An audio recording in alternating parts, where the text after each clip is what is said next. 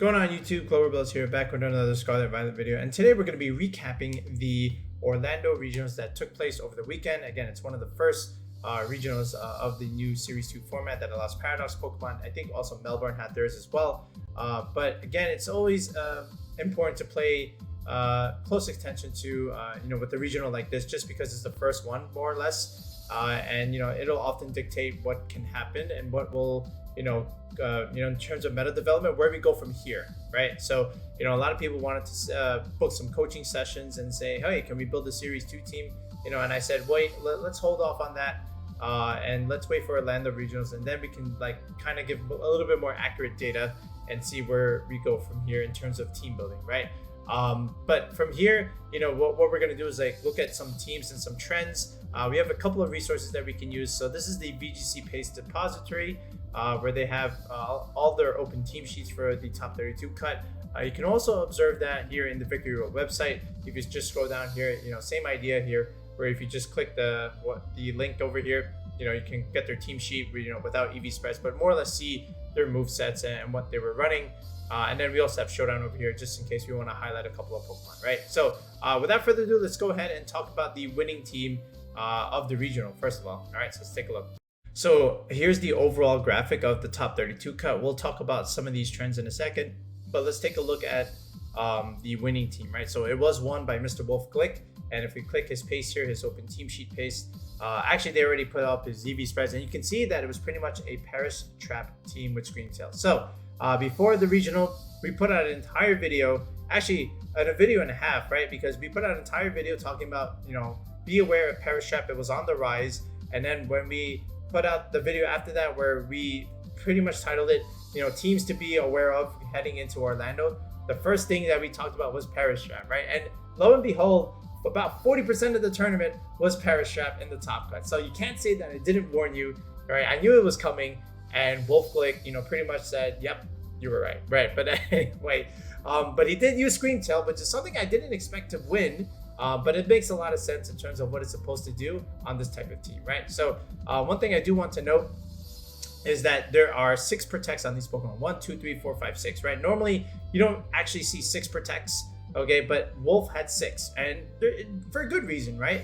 Pretty much in Paris Trap teams, you always want protect, right? Because what you're doing is you're pivoting one slot and protecting the other slot. So this way you can pretty much, get in and out of your Paris turns, right? And at the same time with Gothitelle, what you're doing is you're using Shadow Tag to trap the opponent. So this way they can't switch out and they're stuck in there and forced to suffer at the mercy of Parasong, right? And once you're able to pick up 2 KOs and the opponent only has 2 Mons left, you just click the Paris button, you alternate, switch out, protect, and then double protect potentially on your other Mons, and then that's it. Parasong will just take the other 2 Mons, and it's pretty much a guaranteed win if they only have 2 and you have more than 2, right? Because you can just cycle in and out, and they can't cycle, so it's unless they are able to deal out a bunch of damage, then they're screwed, right? But that's why you have protect, okay? And in terms of damage output, Wolfe doesn't have a whole lot here. He does have the Arcanine with a lot of attack, pretty much max attack here. I believe this was just meant to pick up gold dangles with some bulk. And then the Palafin here, of course, when you pivot it in and out, it's going to do a lot of damage. Adamant 252 makes a lot of sense on something like this. And, things that the Palafin can't quite clean up, the E-Speed Arcanine can, I guess. And then over here, you just have the Perish Core, right? With, the Trick Room stuff with Screamtail and not Screamtail. Who has the Trick Room stuff? Actually, none of these have Trick Room. It's just pretty much just all Perish, with Fake Out Pressure and then Rage Powder stuff, right? So the Amoonguss is able to spore things. So this way you keep your Pokemon safe from taking damage. You're able to redirect attacks. So this way, your key Perish users or your key offensive mons are just not able to take damage, which is good. And then from here, you're able to heal yourself with Heal Pulse, makes a lot of sense. And again, just like Parasong with Disable, so you're disabling their key offensive moves so they can't click it and KO your Pokemon, just in case they want to punish you for trying to switch. But it just makes a lot of sense on a team like this, right? Now, would I recommend this for a beginner? Absolutely not, right? Because your fundamentals in VGC, your pivoting and your ability to protect and alternate protect and call certain things coming in and out, they have to be so precise and so, up the bar that, only someone like a former world champion like Wolfe Glick would be able to pull off, right? or some players of like the highest caliber. I would not give this to a beginner. It's just difficult, right? There's just like things that you have to be so good at in order to make a team like this work. And I'm gonna say this right now. You're gonna see this team on ladder. I think he gave out the Renticle, but like some people are gonna struggle because they just don't know how to play Perish. They don't know how the tricks and cheat codes of Perish Trap works, and they're gonna struggle. But other than that, it's a cool team to try and use. Of course, I like Perish Trap myself. I don't play it all that often, but it's just something that you have to be good at in terms of like VGC fundamentals if you want to be able to pull it off. It's not as easy to pick up as some of these other teams, right? So that's enough about Wolfe Glick's team. Let's take a look at some of the trends in general of the tournament and see what we saw from Orlando. Okay, so the first thing I want to look at is actually Dondozo over here. So with Dondozo, again, not as strong in Series 2 as Series 1. We've said this in quite a few videos, but it always finds a way to top cut in multiple results. Like even in the other online tours, Dondozo was still up there, even though it just wasn't as strong as Series 1. Look how many Dondozo was in the top 32. Ashton, the runner-up at 2. All right, so 1 over here, 2, 3, 4, 5.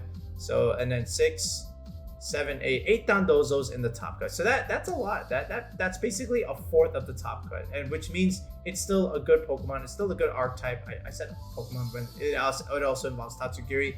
But pretty much, a Pokemon that can exert all that offense, with all those stat boosts, it always demands respect in team building. And even though it decreased, you still need something for it. And if you don't, then you're just going to lose to it. And, I would imagine that some players, they just didn't prep enough with Dondozo, or, they just had a good backing core into it, right? So it's really cool to see Dondozo, once again, even though it's not a Paradox Pokemon, still able to do well in a format like this. Let's look at Ashton's team.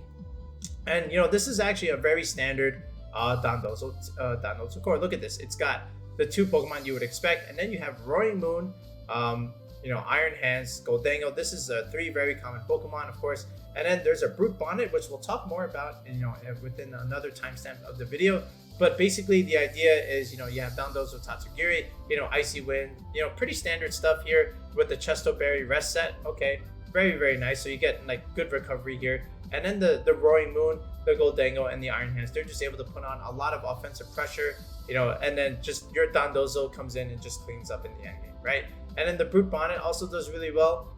Just even though it's not an Amoonguss, it's not really meant to be played like an Amoonguss, right? You can see there's no Rage Powder here. You're just meant to be a little bit more offensive with like, Crunch and Pollen Puff, and there's actually no grass move here except for Spore. So that's very interesting. But again, more on Brute Bonnet in a second. But these Dondozo teams, again, they're not going away. They're going to keep coming, and you better have something on your team to respect it, whether it's your own Dondozo or some other tech that you have on your squad, right? So let's take a look at some other, interesting Dondozo cores.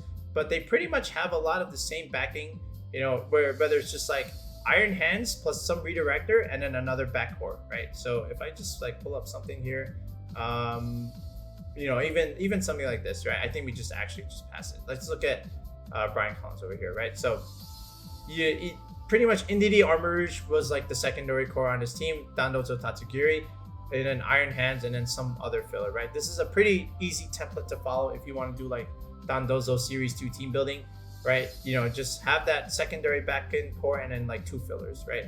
So, again, it's another rest set, but this time it's Lumberry, so this way you can't burn the Dondozo, probably for like Arcanine Will-O-Wisp. Okay, there's Trick Room on the Indeedee here. Trick Room also on the Armarouge, so that's also pretty good. And then this is a Belly Drum, Iron Hands, which we'll talk about in a second. But again, pretty much a staple in Series 2. Dondozo, you got to respect it. It's still going to be there. And I expect heading into Knoxville, which is not that far away, you're still going to see like Dondozos within the top 10, right? So just pay attention to that. And when you're doing your team building for Series 2, if you're going to Knoxville, again, you must have something for a Dondozo. And if you look at Trooper Cross's team here, again, another kind of similar thing that he was doing in Series 1. But again, Talonflame plus Goldango stuff, as another back engine to Dondozo Tatsugiri is also expected. Of course, we know what the Palmod can do. And then another Brute Bonnet. And again, we're going to talk more about this within another timestamp in the video, because this is not a coincidence, okay? It actually did do something in this tournament. But again, just make sure you have something for this. So this is a Terra Dragon one with Order Up Substitute, regular stuff. you know, the substitute is actually important on Dondozo, so this way you can't intimidate it. You know, if you remember, like Zacian substitute stuff against like Incineroar, so this is where like it's really coming into clutch, and I think substitute is like almost a must if you're going to use Dondozo stuff. So pretty much there. And then, you know, this is also interesting, sleep talk.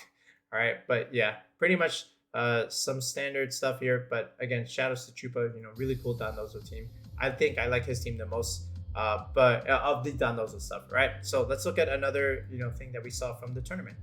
All right, the next thing I want to talk about is the amount of Great Tusks that we saw in this tour. So basically, there were 10 Great Tusks within the top 32, and a lot of them were paired with, no surprise, Talonflame, right? Which is something we talked about in some of our other videos.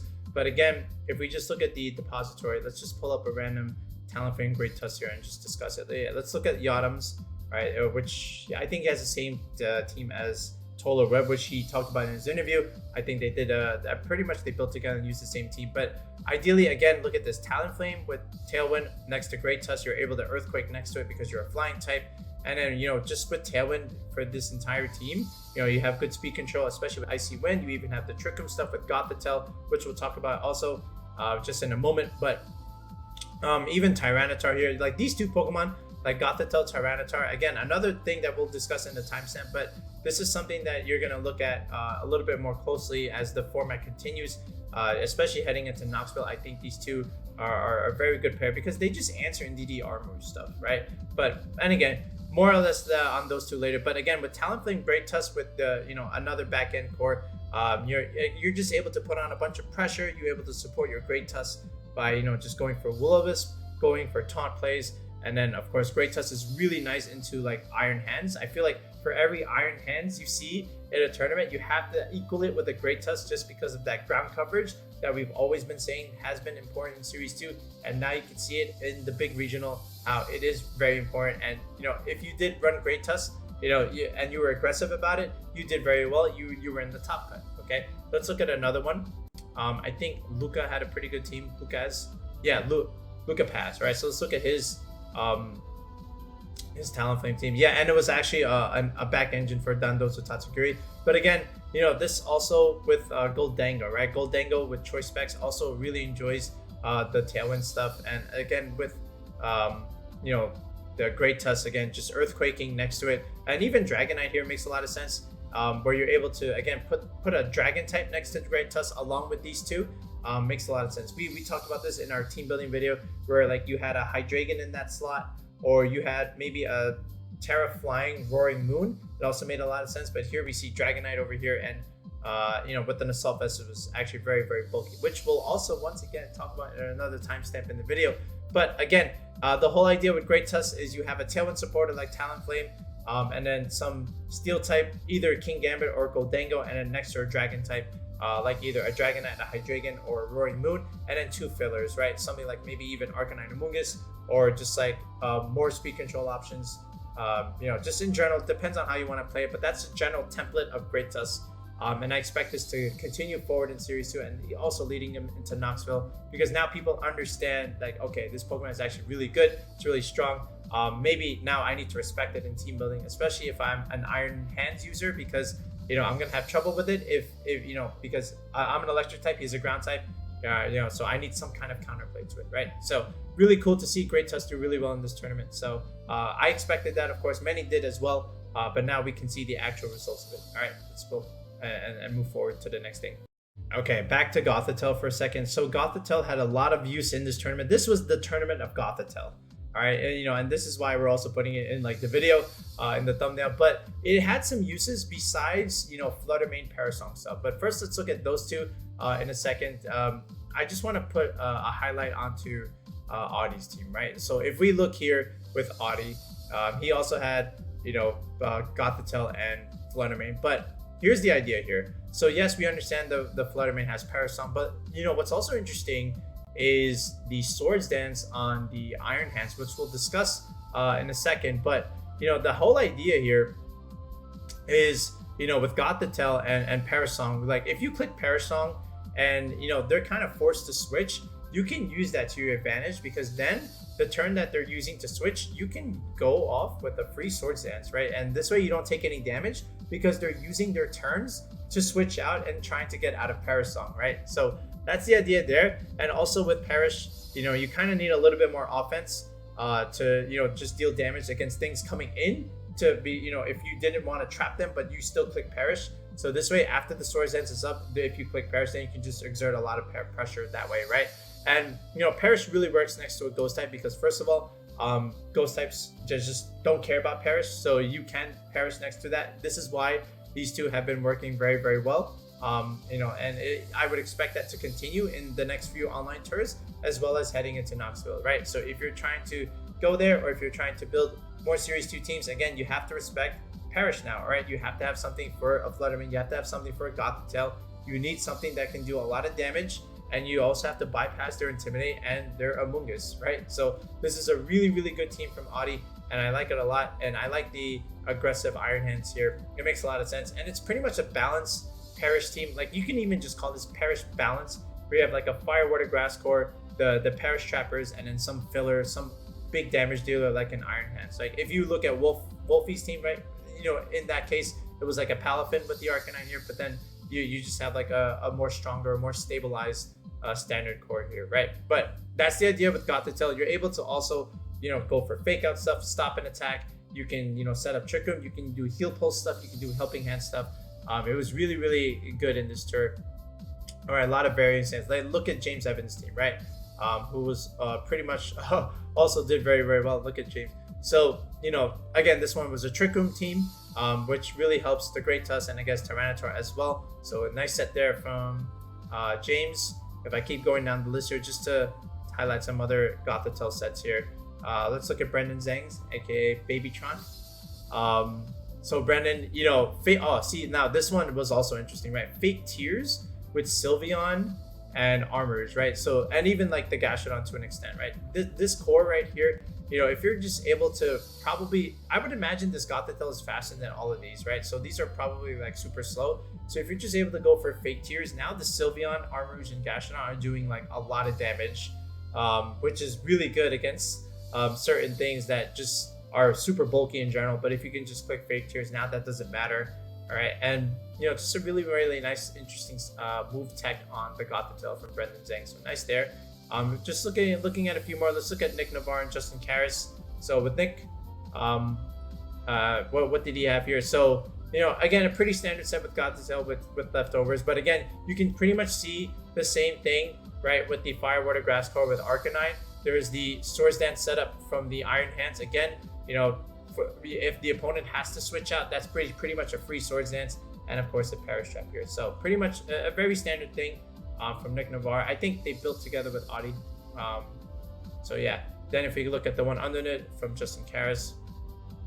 All right, we'll just look at the last one. So again, again, another Trick Room setter, and then, you know, Talonflame stuff with the Great Tusk, along with, you know, just like some more offensive stuff with Tyranitar and the bundle. So again, another cool team. But again, just be aware of Perish Trap moving forward. This is something that you have to respect. Okay, so let's keep on going.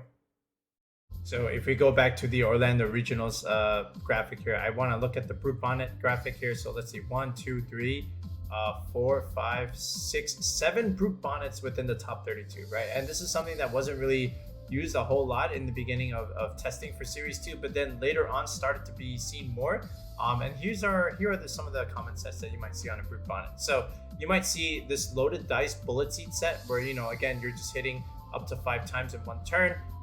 You know, just of course, that's what the Loaded Dice is for. It's just for Bullet Seed. So instead of Seed Bomb, you have Bullet Seed. And of course, you might run like Spore, Crunch, and Protect just to be more offensive. Some of the Brute Bonnets actually just give up Rage Powder. You know, they just give up trying to function like a Amoonguss, and just play the mod the way it's supposed to be played, which is like a bulky, aggressive attacker, right?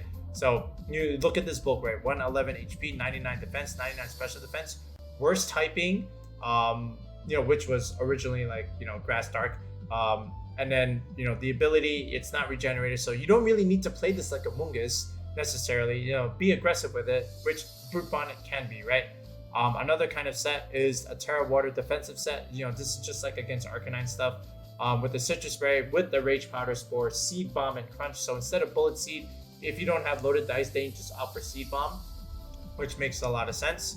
or you can be even more aggressive here with the booster energy and go for Terra Fire, so this way you can't get burned, and this way, you know, your damage isn't reduced. And again, it's the same set as this other Brute Bonnet with C-Bomb and Crunch, your 2 Grass and Dark moves, and then Spore. You could even put Protect over Rage Powder, or you can always have Rage Powder if you really need that redirection support. But pretty much some variation of these 3 is what you saw within the tournament. So if I just go as a look an example here, let's look at Alex's team here, Alex Underhill. So yeah, Indeedee, fluttermane stuff, of course. Then there's the Iron Hands, Belly Drum setup with Rage Powder. So in this case, you would want Rage Powder because, you know, you're going for setup plays for your Trick Rooms and for your Belly Drums. So in this case, you would need the Rage Powder, and this is a Terra Fire set. But if I look at some other, you know, just Brute Bonnets, let's look at, again, Chupa's here. What was he running? So Chupa actually also has Rage Powder, Spore, C-Bomb, Crunch. Again, a very standard Citrus Berry set. If I look at, let's say, George's Brute Bonnet over here, what was George running? So again, this one does not have Rage Powder, right? This is meant to be a little bit more aggressive with the Terra Fairy option. So again, that's resistance against the fighting type, super effective damage that normally you would take because of your dark typing. So Terra Fairy is kind of nice. And again, it's just Bullet Seed, Crunch with Spore and Protect, right? So it's interesting, right? And you have to just ask yourself, like, do I want Brute Bonnet to still have Rage Powder and set up something like a Trick Room? Or do I want it to be like an aggressive grass attacker that's not passive like a Mungus, but still have the ability to spore things, right? And, you know, you just have to consider that when you're doing your team building. But it does work. It's not a bad Pokemon by any means. It has good top cut results as of late, and you saw it here in the Orlando regionals. And again, if you can just go through this, you can look at some other of their sets. Let's look at this one from Shiliang Tang, right? Let's take a look at this one. And again, this one, again, also no Rage Powder. This one's Terra Poison, actually, with Bullet Seed loaded dice set, Sucker Punch. So instead of Crunch, you have Sucker Punch, and then Spore and Protect, right? Again, another kind of standard Brute Bonnet set that does not use Rage Powder. You know, because there's no Trick Room needed to be set up here. So for what do I need Rage Powder for? Let me be aggressive, let me deal out a bunch of damage, and still have that ability to spore things if I do need to, right? So Brute Bonnet is on the rise. I'm glad it did well in Orlando. So let's see where it goes moving forward, right? And see what other kinds of teams you might consider using it on. All right, let's keep going. Okay, the next thing I want to talk about is, you know, the type of Iron Hand sets that you would normally find. So if we look at these sets, let's look at the Assault Vest set, right? So it's a pretty standard one with like Fake Out, Pressure with Wild Charge, Drain Punch, and Volt Switch, right? Some pivot move. Okay, but then we saw in the tournament in Orlando that there were a couple of other moves that you could use with Iron Hands, and it was the greedy setup stuff, right? So you still had Wild Charge and Drain Punch, but then you had Protect and then Swords Dance, and that's important, right? Because you figure like the opponent, you know, would understand that, oh wait, you know, there's just no Protect on your team with Assault Vest, so I can just double into that slot. But now, first of all, it's open team sheet, so they actually can't really do that anymore. So now, instead, let me be more aggressive with my Swords Dance sets. And then even here with the Belly Drum, Terra Fire again, besides the Terra Grass options. With Terra Fire, you can't burn the Iron Hands. And now, you know, with the Recovery Berry, you know, you can get some health back and just be even more bulky. Maybe not even max this attack. Maybe you can just do like, maybe just the first bump like this, right? And then just invest in more bulk, right, overall. But the idea here, again, is with Belly Drum and Swords Dance, you punish like potential Arcanine stuff. Like if they want to switch into Arcanine and intimidate your Iron Hands, then you can just go for Swords Dance, and now that -1 all of a sudden is now a +1, and you're able to support this if you just partner with an Amoonguss or some kind of Indeedee, right? So if we take a look at some of these teams here, like I'll just pull up Arbin's over here. So with Arbin, you know, this is a very similar team that we used, that we just put out on the channel. It has 5 of the same 6 mons with, you know, Iron Hands plus some Trick Room setter, a Redirector, and Amoonguss, and then Fluttermane and Roaring Moon, right? This was the same 5 that we had, but, you know, of course, different sets. And then the only difference here in terms of mons was the Indeedee here, an extra Redirector, along with Imprisoned Trick Room, whereas we had the King Gambit, right?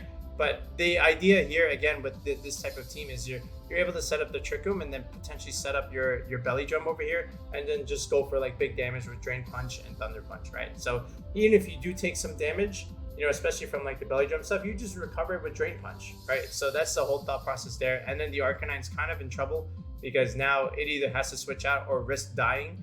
And then not too many things want to switch into a +4 Iron Hands, either Thunder Punch or Drain Punch or Wild Charge, right? If we look at Alan's team on the VGC, again, the idea, safety goggles, Terra Fire, so you can't sport and you can't burn it. And again, you go for Swords Dance. You don't lose health, but again, you keep the +1 boost even if Arcanine comes in and intimidates you, and then you have the Amoonguss for redirection support. But again, I expect to see all 3 sets moving on Iron Hands going forward, especially like with these Terra options. So you really didn't even see Terra Ground anymore, just because you had a ground type Pokemon on your team, so you didn't really need the ground coverage anymore.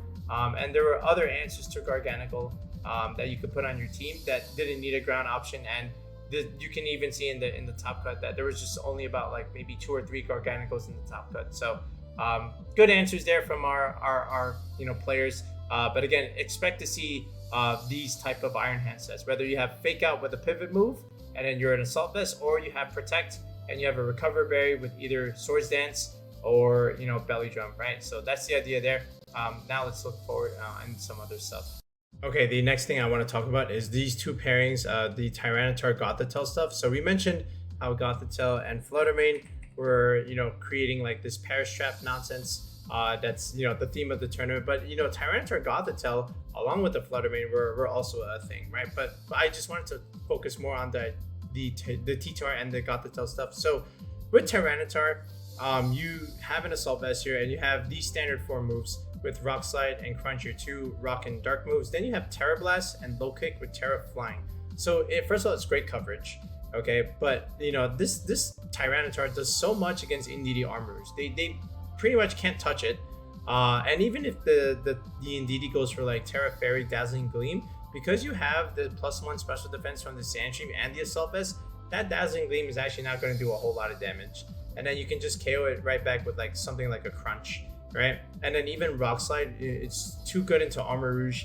Even Crunch into Armarouge is also really, really strong. And if it goes into Terra Grass, like, okay, sure, whatever. But then that's why you have like Terra Flying and then Terra Blast. And then what does the Armarouge do now? Nothing. So this is why I really think Tyranitar is like a very, very good option to have on your team, especially if it's like a balanced kind of core. So even like the Gothitelle can also just wreck that as well. Like Tyranitar Gothitelle, if you just look at the graphic, like how many Tyranitar Gothitelle pairings did you see? One here from Justin Karras. This one from Audi did not. Wolfe did not have it. All right, James Evans, yes, you had it. And then over here, down here, Toller Web, right? Tyranitar Gothitelle. And then over here, Tyranitar Gothitelle from Yona. Well, same thing from Toller Web, right? Of course, they have the same squad. There's 2 more T-Tars up here. Wu Yi-Chun, okay? And then another one down here from Ian McLaughlin, right? But this one did not have it, actually. Actually, both of these did not have the Gothitelle set. But there were still like around 3 or 4 of them, so that's okay. But you still have the T-Char doing, what I said, T-Char things against the Indeedee Armarouge stuff. And of course, the Gothitelle is just able to support and put pressure along with Trick Room. So this way, the T-Char, with such low base speed, is able to outspeed certain threats and just spam Rock Slides and Crunches and Low Kicks until the end of time. Low Kick is really good against Roaring Moon. And then against the fluttermane, you can just crunch it. Against Goldango, you can just crunch it. Against other fire types, you click Rock Slide. Against other grass types or the bug types that are running around like a Volcarona, you can just go for Terra Flying stuff on it. Like T-Tar does really, really well against a lot of what's running around. So I'm glad to see it, rise a little bit more. And of course, we already know what this thing can do, so I don't really need to say a whole lot here. But just able to just apply pressure, with the T-Tar and just trap things, right? Because they can't switch, right? So then Tyranitar can just sit there against the Indeedee Armarouge and just keep clicking Rock Slide and keep clicking Crunches until both of them die. All right, so that's the whole idea with these two. It's able to just answer a very, very strong meta core with the Indeedee Armarouge stuff running around, right? So hopefully we can see a little bit more of Tyranitar. But yeah, that's all I got to say about it. So if you want to use Tyranitar, definitely use that Assault Vest set with those 4 moves. All right, let's keep going. Okay, and now we'll go into the Trick Room stuff with the Indeedee Armarouge core. So basically, with these two, of course, with the Indeedee Psychic Steeds, a very standard set here with Terra Fairy, Follow Me, Dazzling Gleam, Helping Hand, and Trick Room. So now what you're able to do with the Indeedee against stuff like roaringmoon or dark types in general, you're just able to change your Terra into Terra Fairy and just go for dazzling gleam fairy type moves. All right, you're able to support your Armarouge by, of course, going for follow me, setting up Trick Room for your Armarouge, and then from there you can just go for helping hand into like expanding force stuff, which again just does a lot of damage if they have the life orb. Now the Armarouge, you're gonna see like probably two of these sets, two different sets. Either it's a life orb with Terra Grass, so this way Amoonguss can't spore you in Trick Room, or you go a little bit more defensive and go for safety goggles, but no Terra Grass anymore because you already have the goggles, and just go for Terra Dark. You know, which makes a lot of sense, all things considered, right, in terms of like dark coverage. But the idea here is with these two, from here, then from this engine, you also have the Iron Hands and the Fluttermane, right? And then after that, you just have like two fillers. It could be like Amoonguss Roaringmoon, for example, or Amoonguss Arcanine, Amoonguss Ironbundle, for example. But this is the core, right? With Indeedee, Armarouge, Iron Hands, and Fluttermane. If we look at the repository, you know, it's a very common thing, right? So let's see how many of those we can find. So here's the first one, right? Indeedee, Armarouge, and then there's a Iron Hand, but no Fluttermane. That's okay. How about the next one? Same thing with George, Indeedee, Armarouge, but there is a, you know, Iron Hands, but then no Fluttermane. Okay, here, the next one from Audie. All right, thank you, Audie, for saving me and for proving my theory. Yeah, again, wait, oops, oh, Jesus, I have to stop there.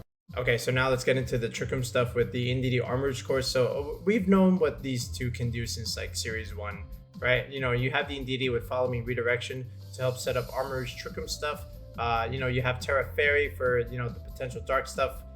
With Dazzling Gleam, you know, you're just able to remove the Roaringmoon almost, right, with Dazzling Gleam pressure. And then Psychic Seeds, you know, just to make it extra bulky, and then maybe you go like a Relax or a Bold Nature, just to be annoying on the field. But the Indeedee this time has Trick Room, which is really interesting. The Armarouge can also have Trick Room, and there's two different sets you might see with the Armarouge. Either you see a Life Orb Terra Grass set, so this way in Trick Room the Amoonguss can't spore you, or you go for a Safety Goggles set where you're a little bit more defensive with the Terra Dark typing, so this way the Amoonguss still can't spore you, but you also are able to go for Terra Dark. All right, but more or less these two, they're often accompanied by another back engine, something like a Fluttermane and Iron Hands. Okay, and then like two fillers, like something like Roaringmoon and Amoonguss, Roaringmoon or Ironbundle, Amoonguss Ironbundle, whatever, two fillers. But this is pretty much the core with Indeedee, Armarouge, Fluttermane, Iron Hands, right? So if you want to like do a team building with these two, you know, you can just slap on these two, and then the fillers are relatively easy. And if we go into depository, we see a lot of these, right? So let's find one as an example, just to show that people that we know what we're talking about. I can't find an Indeedee Armarouge core. Okay, yeah, we'll look at this one from Alex Underhill. Okay, so Alex, yeah, see Indeedee Armarouge core. This one has Heal Pulse, which is okay, fine. This one has Life Orb with Terra Grass, yep, like we said, and then Protect Trick Room. And then there's the Fluttermane Iron Hands, and then two fillers. This is triple redirection. Wait a minute. Yeah, wow. Yeah, well, is there Perish here? No, there's no Perish. Okay, wow. Yes. Well, it makes sense, right? There's a belly drum on this Iron Hands here, and then you have Trick Room stuff. So okay, I thought two was enough, but apparently we needed three. That's okay. But yeah, you can see the idea here, right? So two fillers with the two main cores, right? It just makes a lot of sense. Let's see if we can find another here. I believe this one is, nope, that's just a very standard set. Okay, Jonathan Melendez, perfect.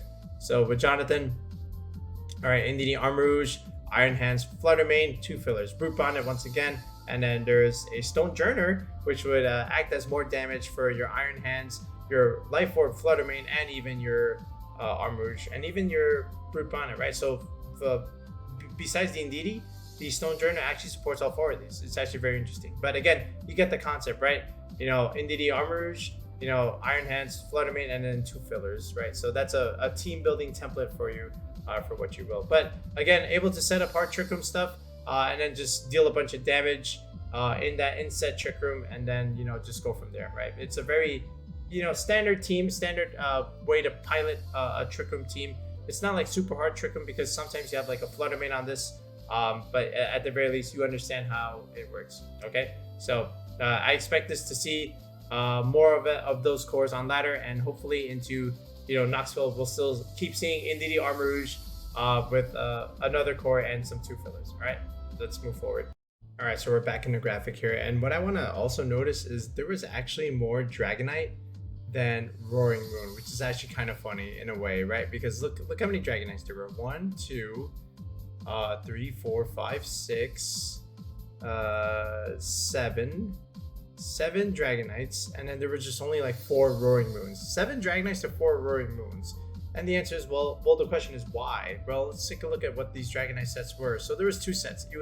Either it was an Assault Vest set with Extreme Speed, Dragon Claw, Terra Blast, and Ice Spinner, or you ran those 3 moves, and then you had something like a Stomping Tantrum, and maybe even something like Terra Flying over here, just because, or even something like Terra Dragon or whatever. But actually, this was the Terra Flying one. But anyway, basically with the Assault Vest, again, you just get a little bit more bulk, right? Base 100, special defense is very good compared to Roaring Moons, which is 101 and 105 HP, yes, but with the Assault Vest, you're actually even more bulkier than the other Roaring Moon, and you don't have 4 times weakness to Fairy, right? Because fluttermane is everywhere, and just being 4 times weak to that, forcing you to Terra is just not good.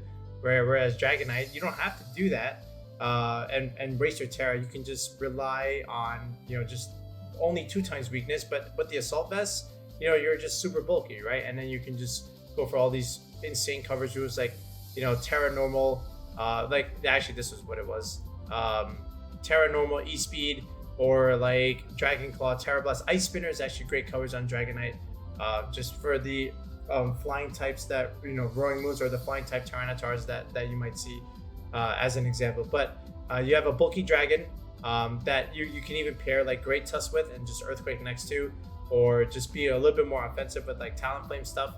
But the idea is you're bulkier with this set, and then with the Choice Band set, you're dealing more damage than the Roaring Moon, right? Assuming if this was like a Jolly set, then the Choice Band with the Dragonite, even if it's Adamant Nature, would actually just do more than the Roaring Moon.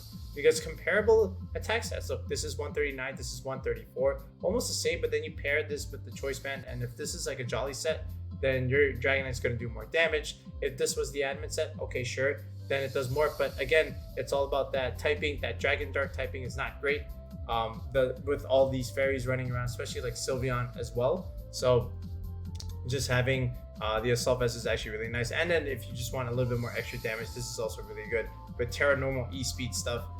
So this way you pretty much just ignore speed control stuff. So that's the idea there with Dragonite, and it was really cool to see it in a couple of top cut teams, right? Like even this one with Anton. If we just click this one real quick, I know there's a Murkrow here, but you can just easily swap that out for something like a Talonflame. And again, same idea, Earthquake next to Dragonite makes a lot of sense here. And if this was a Talonflame or Murkrow in this case, you could Earthquake next to that. And then here's a Fairy type, here's a Dragon type, here's a Steel type. So Dragon, Fairy, Steel core, which again makes a lot of sense. But this is just one example of a team that Dragonite did do well on, and something that you can consider moving forward, right? If you can just slap on a Dragon, Fairy, Steel core on this. Here, let's look at Giovanni's, right? This is another one. Same thing, Talonflame, Dragonite here. This time, once again, you still have Great Tusk, and then you have Goldengo as opposed to the King Gambit, but more or less the same kind of concept. But here's the Gothitelle here. So you're just able to trap stuff in, and then they just take extreme speed damage, which is really nice, or just trap stuff in and just click Make It Rain, which is actually really, really cool. But yeah, that's the idea. Dragonite, a little bit better in terms of Roaring Moon as of like numbers wise, maybe not like performance wise, but at least numbers wise in the top cut. These 2 Dragonite sets definitely outshine the Roaring Moon. So hopefully we can see a little bit more from everyone's favorite Gen 1 pseudo legendary, but time will tell. But as of right now, it has a slight edge over the Roaring Moon. So in this final part of the video, I just wanted to spotlight 3 other cool teams, like 3 non-meta teams with something like this, with the Espathra and Sandy Shock. So this was Max's team. This is actually really cool. So again, with the Espathra, you're able to just protect turn 1, get a speed boost, outspeed a lot of things within the meta, and just go for like Lumina Crashes to drop special defenses, which is really good with Sandy Shocks and Fluttermane. And speaking of Sandy Shocks, look at this, Gravity. And you know what Gravity does? It makes your Hypnosis hit. Okay, so that's actually insane. It makes a lot of sense here So I'm glad to see something like this. And then you just have like a pretty simple balance score with like Arcanine Amoonguss, your defensive backbone with the physical sweeper with Iron Hands. And then Fluttermane Life Orb is actually really good. And if you pair this again with Lumina Crash from the Espathra, I think it just does so much damage. So this is actually a really cool team. If they put out a rental, I would definitely use it in a video. But yeah, shout outs to Espathra over here. Darsh Patel. So this is actually a pretty standard rain team with Grimmsnarl. This is actually the way I like to play rain teams. If you remember what I did in Series 1, we had Pelipper Palafin with a steel type. I think it was Scizor, and then we had Grimmsnarl, right? That's pretty much what I like to do because, when you have Grimmsnarl screens on a rain team, it just makes everything hard to kill. You can't remove the Pelipper, you can't remove the Palafin, and, on this type of team, it's hard to remove Goldango and Iron Hands anyway. And then you also have the Amoonguss, right? Which is also very hard to remove behind screens.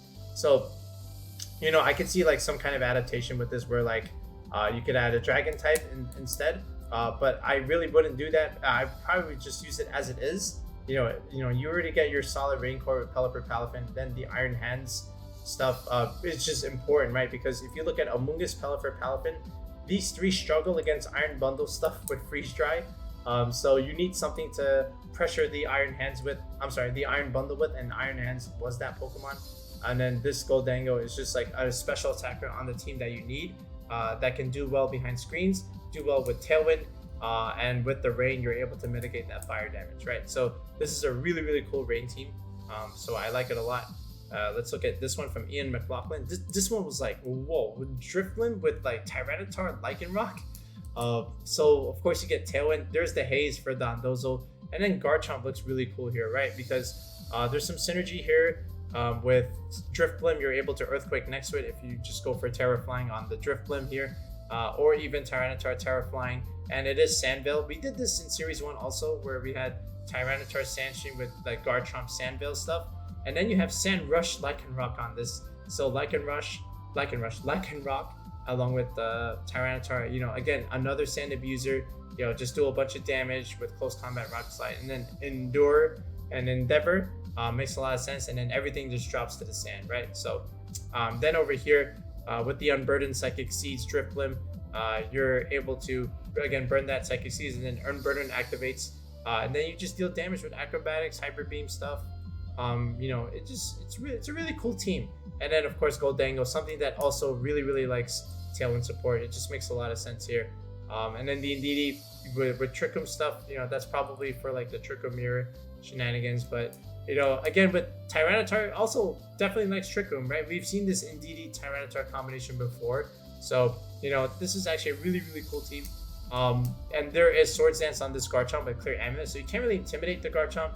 And then with Indeedee's Swords Dance, you can just like follow me, click Swords Dance, then next turn either getting your Drifblim or getting your T-Chart, click Tailwind, and now all of a sudden like Garchomp is just like this monster, clicking a bunch of Earthquake damage. But yeah, really, really cool team. I think all three of them are definitely deserving of like honorable mentions. Not even honorable mentions, all three of these guys top cut. So like it's just something that's different that you wouldn't normally see amongst the rest of them, right? So shout outs to Max, Darsha, and Ian. All right, and now let's go ahead and get to our conclusion for this. Okay, so now we're back here in the graphic, and overall it was the biggest regional so far ever, and of course you got Wolfe Click topping it. So now moving forward, what do you expect to see and try and plan for? Harris Trap, okay, definitely gotta put that on your radar. Great Tusk, Talonflame, Tailwind stuff looks really, really good. I think Tyranitar Gothitelle teams with Fluttermane potentially are something to consider. Then you have like the standard stuff with like Iron Hands, Amoonguss with Arcanine cores, along with like Fluttermane and a couple of other fillers. I think that's also important. I don't know how prevalent Screamtail is going to be moving forward. I know Wolfe was able to do a good job there, but yeah, Dondozo is still something that needs to be respected moving forward, especially if you're going into Knoxville. You're still going to see Indeedee Armarouge stuff, so definitely have something there like a Tyranitar with the Assault Vest, for example. And I think these are just like the main things to consider, right? I believe we just had like 6 points there.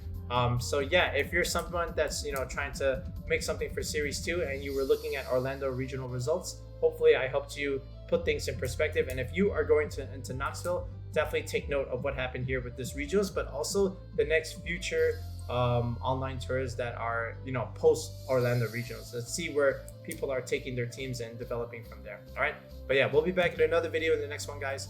Peace out and have a good one.